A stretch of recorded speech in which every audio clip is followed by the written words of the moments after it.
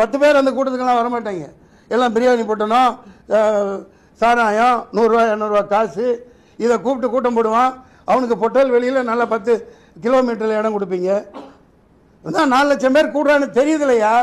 அப்படியே முட்டுச்சந்துக்குள்ளே அனுப்புறீங்க. பயங்கரமாக பலம் தோண்டி வச்சுட்டு 500 குண்டர்களுக்கு மேலே பயங்கரமான ரவுடிகளை எத்தனை கத்தி குத்து பண்ணான்னு தெரியல. நான் சொல்லலை, நான் மக்கள் சொல்லிட்டு இருக்காங்க, வந்துட்டு இருக்கு. பார்த்தீங்களா இல்லையா? இப்போ பயங்கரமான ரவுடி ராஜ்யம். எவனை உள்ள அன்னைக்கே உடனே போஸ்ட்மார்ட்டம் பண்ணி உடனே போச்சு முடிச்சாச்சு. ஏன்டா அப்படி வச்சிருந்தா எங்கே குத்துப்பட்டிருக்கு, என்னென்ன நடந்திருக்குன்னு தெரிஞ்சிடும். Shame on this politics. புதுசாக ஒருத்தர் மாதிரி சரி வரட்டும் பாரு, நாங்கள் பெரும் பழம்புரிங்க தானே, நின்று சமாளி. இந்த மாதிரி சொந்த மக்களை ஏன் கொள்ற?